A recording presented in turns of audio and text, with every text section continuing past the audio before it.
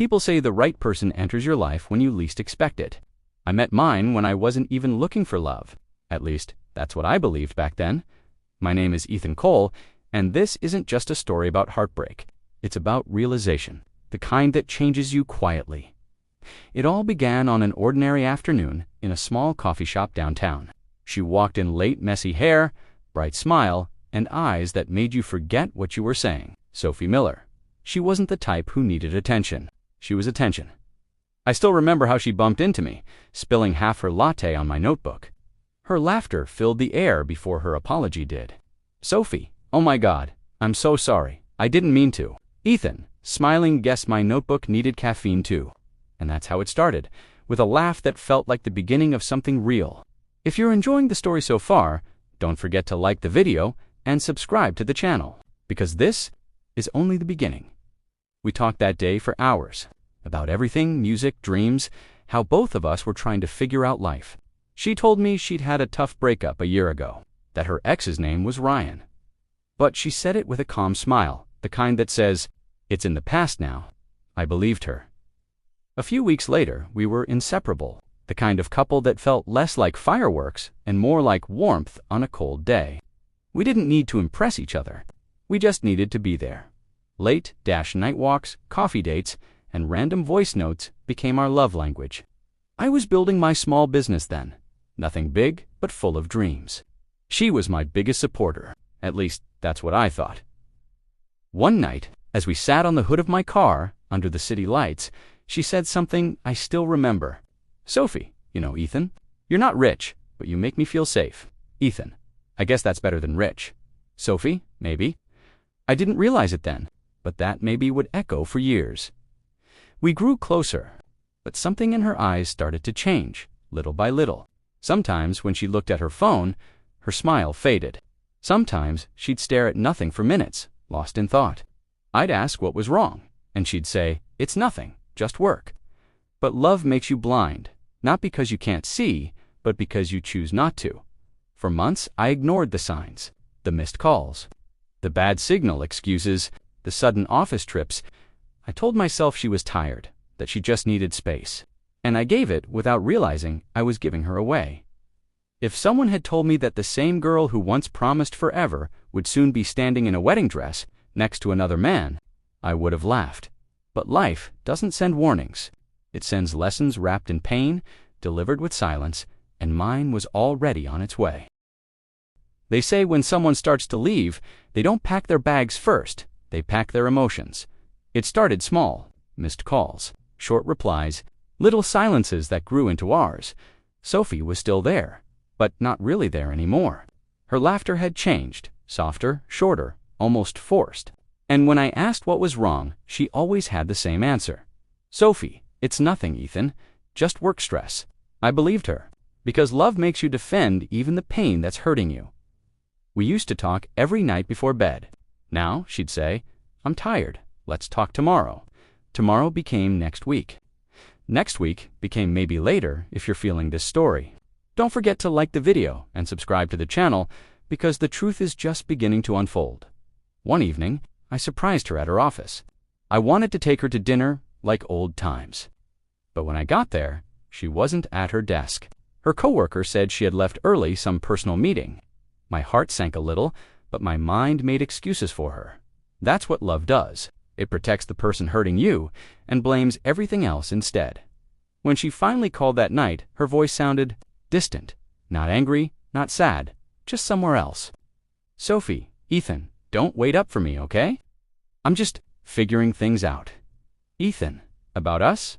Sophie, about life. That was the first night I didn't sleep. Because I knew when someone says life, they usually mean you. Days passed. The messages got shorter. The plans fewer. I kept asking myself what changed. Maybe I worked too much. Maybe I wasn't enough. Maybe she realized love doesn't fill a bank account. I started noticing the little things she stopped doing. No more good morning texts. No more be safe messages before meetings. No more I miss you. Instead, she'd post photos, smiling, dressed up, glowing, but never tagged me. Friends started asking if we were okay. I laughed it off, told them we were just busy. But the truth was, love had turned into a routine I was still keeping alive alone. One night she came over. We sat together, but it felt like two strangers sharing the same couch. The silence was heavier than any argument could have been.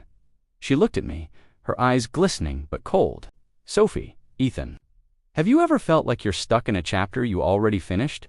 "Ethan, what do you mean?" "Sophie, I mean, maybe we've become comfortable, not connected." I didn't reply, because deep down, I already knew she wasn't asking a question. She was announcing an ending that night. After she left, I sat staring at my phone. Her chat was still pinned at the top, unread messages below it. The same messages I used to wait for now. I was just waiting for her to come back, but she didn't. At least, not in the same way. And I didn't know then the distance she created wasn't space. It was a bridge leading to someone else. Sometimes love doesn't end with a fight. It ends with a feeling you can't explain by this point. Sophie and I barely spoke. She was always busy, always somewhere. And I was always waiting. I remember one evening clearly, the kind of evening that changes everything without warning. She came over after a week of silence, acting cheerful, overcompensating with smiles. But something about her felt rehearsed. Her laugh didn't sound like her laugh. Her hugs didn't feel like home. It was like being with a stranger who still knew your favorite song. When she went to the kitchen to grab water, her bag was left on the sofa. It wasn't curiosity, it was instinct. Something inside told me. Check. So I did. Inside was an envelope, thick, elegant, cream-colored, sealed with gold foil. A wedding invitation. At first, my mind refused to process it. My hands shook as I read the words, "Ryan Carter and Sophie Miller invite you to join them in celebrating their union, ... The letters blurred. My chest felt tight. The world around me went quiet. I sat there for a full minute, staring at the paper that had just rewritten everything I believed in. When she came back, I was still holding it. "Sophie, freezing Ethan. I can explain." "Ethan, then please do. Because right now, I'm trying to decide if this is real or just a nightmare." "Sophie, it's not what you think, Ethan. Then what is it, Sophie?" "A joke, a prop, a mistake." Her eyes filled with tears, but her words didn't follow. And that silence said everything. "Ethan, you told me you were done with him." "Sophie, I thought I was." "I tried, Ethan, but my family. Ethan." "Stop. Don't bring them into this ish." She reached out for my hand, but I pulled back. For the first time, I didn't want her touch. It felt foreign, like shaking hands with a lie. She started crying, whispering apologies between breaths. "I never wanted to hurt you, Ethan. I just didn't know how to choose." That was the moment I realized she wasn't confused. She was convenient, and I had been her in between. I didn't shout. I didn't curse. I just stood up, placed the invitation on the table, and said, "You should have just told me the truth. It hurts less when it's honest." I walked out of my apartment that night without knowing where I was going, only that I couldn't stay. The cold air outside felt cleaner than the warmth I left behind. I wandered for hours, replaying every conversation, every promise, every "I love you" that suddenly sounded rehearsed. By the time I got home, the pain had numbed into clarity. I looked at myself in the mirror, tired, betrayed, but still standing. That's when I whispered to my reflection, "I'm not going to chase someone who's already running backward." I didn't text her after that, didn't call, didn't ask why, but deep down, I knew this story wasn't done yet. Because love might forgive, but fate always delivers the truth. Some choices don't come with right or wrong, they just come with consequences. For days after finding that invitation, I didn't sleep. Every time I closed my eyes, I saw her name printed beside his, Sophie Miller and Ryan Carter, the same Ryan she once told me not to worry about. Funny how those words always come back to haunt you. I didn't call her. I didn't show up at her door demanding answers, because some answers hurt more when you hear them out loud. Instead, I went quiet. Not the angry kind of silence, the kind that means acceptance. The kind that says, "I understand now." If you're feeling this story, don't forget to like the video and subscribe to the channel, because sometimes silence tells the loudest story. My friend Liam was the only person who knew. He found me sitting on my balcony one night, still holding the invitation in my hand. "Liam, you're not thinking of going, are you?" "Ethan, I don't know." "Liam, Ethan, you don't owe her closure. She made her choice. Ethan, maybe, but I need to see it with my own eyes. Only then can I let it go. He sighed, shaking his head. Liam, you're stronger than me, man. I'd burn that card. Ethan, no, I'll keep it. Reminders build resilience. That night, I placed the invitation on my desk and stared at it for hours. Every letter, every curve of her name, every detail of a day that wasn't supposed to exist. And slowly, the pain turned into something else. Clarity. I realized I wasn't going to her wedding to stop it. I wasn't going to ask for her back. I was going because I needed to end the story properly, because closure doesn't come from walking away. It comes from facing what broke you and not breaking again. A week later, the date circled on the calendar arrived. The city felt quieter that morning, or maybe I was just too lost in thought. I wore a simple black suit, not to impress, not to compete, just to be there as a man who survived her absence. Before leaving, I looked at myself in the mirror one last time. The reflection looking back wasn't the same man she left. He wasn't desperate or broken. He was calm, dangerously calm. You're not going there for her, I whispered. You're going there for yourself. I reached the venue just as the sun began to fade. The place looked perfect. Fairy lights, flowers, laughter, and lies. I walked in quietly, blending into the crowd. No one knew who I was. No one knew that the man standing near the back had once been part of her every dream. Every seat was filled. Every smile rehearsed. And when I finally saw her dressed in white holding his hand, the world stood still. She looked stunning. Happy, maybe, but happiness built on pretending always has cracks. Her eyes scanned the room until they landed on me. For a moment, she stopped breathing. The color drained from her face, and I smiled, not with pride, not with bitterness, but with peace. Because I had already forgiven her. I just hadn't told her yet. Weddings are supposed to feel warm, like promises, like forever. But that day, forever felt heavy.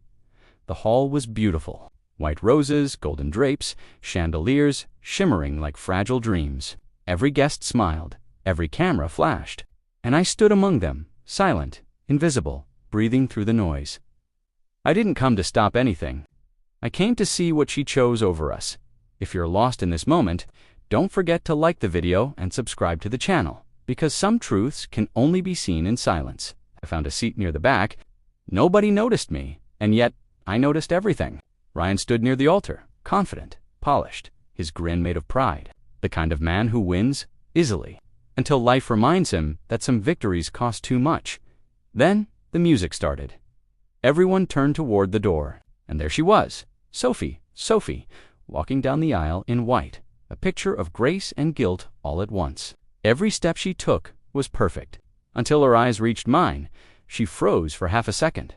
Not enough for the crowd to notice, but long enough for me to see it. Shock, fear, recognition. Our eyes met, and the world fell away. Her lips parted slightly. 1,000 memories flickered between us in that instant laughter. Late-night talks, promises whispered under streetlights. She blinked fast, pretending to focus ahead, pretending not to see me, but she saw me. I sat still, calm, hands folded, heart steady. Because this time, the pain didn't control me. I controlled it. The ceremony continued, words echoing through the hall. Do you, Ryan Carter, take Sophie Miller? Her voice trembled when she answered. Not enough to stop, just enough for the truth to slip through. Ryan, you okay? Sophie, yes. Just nerves. No, Sophie, not nerves, realization. Every vow she spoke sounded like an apology she'd never say out loud when they exchanged rings. I smiled faintly, because I finally understood she wasn't mine to lose. She was just a lesson I needed to learn. After the ceremony, people stood to applaud. I clapped too, quietly, politely, the sound of closure. As the crowd moved toward the reception hall, I stayed behind. She looked for me again, scanning the room like she needed proof that I was really there. Our eyes met one last time. No words, no anger, just truth. Then I stood, buttoned my jacket, and walked out before the music could start. Outside, the evening breeze felt lighter than it had in years. Every step away from that hall felt like a heartbeat toward freedom. Behind me, she was standing at the door, dress perfect, smile gone. The guests laughed and cheered. but her world had gone quiet. Because sometimes, closure doesn't come from saying something. It comes from being seen. And in that hall full of people, she finally saw me not as the man she left, but as the peace she could never buy back. I was halfway to the parking lot when I heard her voice. Soft, broken, trembling. "Sophie, Ethan, please, wait." For a second I thought about walking away, but I stopped. Not because I wanted to, but because I still respected what we once had. She stood there in her white dress, veil slightly undone, eyes swollen. She didn't look like a bride anymore. She looked like someone who finally realized what she lost. "Sophie, you came." "I didn't think you would, Ethan. I almost didn't." "Sophie, then why did you?" "Ethan, to make sure I was really free." Her lip trembled, her eyes searching mine for something that wasn't there anymore. "Sophie, you think I'm happy, don't you?" "Ethan, I think you're pretending well." She took a deep breath, trying to hold her tears. "Sophie, Ethan, I didn't plan any of this. My family, Ethan, stop." I said it calmly, not cruelly. "Ethan, you always have a reason, but love doesn't need one. It either stays or it leaves." The silence that followed was heavier than any scream. Somewhere inside, music from the wedding hall played faintly cheerful, unaware that two hearts were ending just outside its doors. "Sophie, I never stopped loving you." "Ethan, maybe not. But you stopped choosing me." That line broke her. Tears fell, not the dramatic kind, but the quiet ones that come when regret finally catches up. "Sophie, do you hate me?" "Ethan, no. Hating you would mean you still matter that way." She looked down, clutching her bouquet like it could hold her together. "Sophie, I don't know why I said yes to him." "Ethan, because he offered certainty, and I only offered love." She took a step closer. "Sophie, if you asked me right now to walk away, Ethan, I wouldn't." Her eyes widened. "Ethan, because love isn't about winning someone back, it's about knowing when to let them go." For the first time, she had nothing left to say. No excuse, no defense. Just silence, the kind that says everything words can't. Behind her, someone called her name Ryan's voice. She turned slightly, but her gaze stayed on me. "Sophie, goodbye, Ethan." "Ethan, no, Sophie. It's not goodbye, it's closure." I watched her walk away, one step at a time, back toward a world she'd chosen, back into a story I was no longer part of. And as she disappeared behind the doors, I felt something I hadn't felt in months. Peace. The kind that doesn't come from getting someone back, but from realizing you don't need to anymore. I was halfway to the parking lot when I heard her voice. Soft, broken, trembling. "Sophie, Ethan, please, wait." For a second I thought about walking away, but I stopped. Not because I wanted to, but because I still respected what we once had. She stood there in her white dress, veil slightly undone, eyes swollen. She didn't look like a bride anymore. She looked like someone who finally realized what she lost. "Sophie, you came." "I didn't think you would, Ethan. I almost didn't." "Sophie, then why did you?" "Ethan, to make sure I was really free." Her lip trembled, her eyes searching mine for something that wasn't there anymore. "Sophie, you think I'm happy, don't you?" "Ethan, I think you're pretending well." She took a deep breath, trying to hold her tears. "Sophie, Ethan, I didn't plan any of this. My family, Ethan, stop." I said it calmly, not cruelly. "Ethan, you always have a reason, but love doesn't need one. It either stays or it leaves." The silence that followed was heavier than any scream. Somewhere inside, music from the wedding hall played faintly cheerful, unaware that two hearts were ending just outside its doors. "Sophie, I never stopped loving you." "Ethan, maybe not. But you stopped choosing me." That line broke her. Tears fell, not the dramatic kind, but the quiet ones that come when regret finally catches up. "Sophie, do you hate me?" "Ethan, no. Hating you would mean you still matter that way." She looked down, clutching her bouquet like it could hold her together. "Sophie, I don't know why I said yes to him." "Ethan, because he offered certainty, and I only offered love." She took a step closer. "Sophie, if you asked me right now to walk away, Ethan, I wouldn't." Her eyes widened. "Ethan, because love isn't about winning someone back, it's about knowing when to let them go." For the first time, she had nothing left to say. No excuse, no defense. Just silence, the kind that says everything words can't. Behind her, someone called her name Ryan's voice. She turned slightly, but her gaze stayed on me. Sophie, goodbye, Ethan. Ethan, no, Sophie. It's not goodbye, it's closure. I watched her walk away, one step at a time, back toward a world she'd chosen, back into a story I was no longer part of. And as she disappeared behind the doors, I felt something I hadn't felt in months. Peace. The kind that doesn't come from getting someone back, but from realizing you don't need to anymore. They say the world doesn't end with thunder, it ends with silence. A week after the wedding, silence was all that remained. No calls, no messages. Just quiet, heavy, and honest. I'd deleted her number, but her name still lived in my head. Not as love anymore, but as a lesson. I focused on work, long walks, and the small peace that came with moving forward. But one evening, while scrolling through the news, her name appeared again, not in my inbox this time, but in a headline. Ryan Carter under investigation for fraudulent deals. I read it twice, slowly, making sure my eyes weren't lying. There was a photo of Ryan walking out of a courthouse, no smile this time, and beside him, Sophie, looking pale and lost. For a moment, I didn't feel satisfaction. I felt pitied, because life doesn't always punish with pain. Sometimes it punishes with realization. If you're following this story, don't forget to like the video and subscribe, because every collapse carries a quiet truth. Over the next few days, the internet did what it always does. It devoured them. People who once praised their perfect match now whispered gossip in comment sections. The fairy tale had cracked. I didn't reach out. I didn't need to. Sometimes silence delivers a message louder than any words could. But one night, around midnight, my phone buzzed, an unknown number. I almost ignored it until I saw her name on the message. Sophie, you were right about him. About everything. Sophie, I'm sorry, Ethan. I thought I was choosing stability. I ended up choosing a stranger.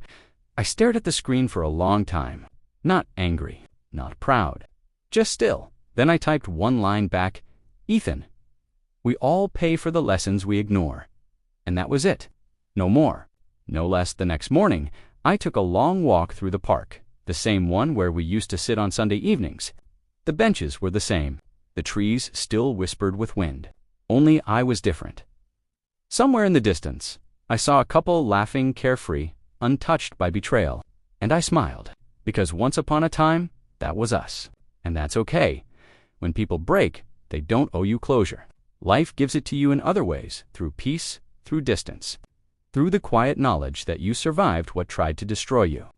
I opened my journal and wrote something I hadn't been able to before. She left me for certainty. I left her for peace.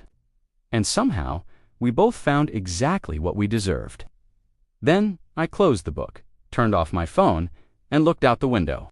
The city lights flickered below, steady and distant, like hope, still burning quietly. It had been a month since that message. No more texts, no calls. Just silence again. But this time, it didn't hurt. It felt like peace, until one afternoon she showed up. I was leaving my office when I saw her waiting near the parking lot. No makeup, no luxury car, no ring. Just Sophie, the real one. The one I'd loved before the world got between us. For a moment, neither of us spoke. The city around us moved like nothing had changed, but for us, time stood still. Sophie, Ethan, can we talk? Ethan, you already said everything you needed to. Sophie, please, just 5 minutes. I nodded, not out of curiosity, but closure. We walked to a nearby bench, the kind we used to sit on years ago. She looked at me like she was searching for someone who no longer existed. Sophie, everything's gone. Ryan, his company, the money? He lied about everything. Ethan, I'm sorry you had to go through that. Sophie, don't say sorry, Ethan. I don't deserve that. Her voice cracked, the guilt finally spilling out. Sophie, you were the only person who ever loved me without wanting something in return. And I threw that away because I was scared. Scared of struggling, scared of not having enough. I didn't interrupt. I just listened calmly, quietly. Sophie, but you know the worst part. Even when I was with him, I kept waiting for peace. I never found it, Ethan, because peace doesn't come from where you live, Sophie. It comes from what you live with. She looked down, eyes glistening. Sophie, do you ever think we could have another chance? For a long time, I didn't answer. The wind carried a soft chill, the kind that reminds you that some things are better left untouched. Ethan, you know what the hardest part of moving on was? Sophie, what? Ethan, realizing that forgiveness doesn't mean going back. She nodded slowly, tears falling freely now. Sophie, you really let me go, didn't you? Ethan, a long time ago. I just hadn't accepted it until now. She smiled weakly through her tears. Sophie, you became everything I once dreamed of. Ethan, no, I became everything I needed to be after losing what I didn't deserve. Her breath hitched. She looked away.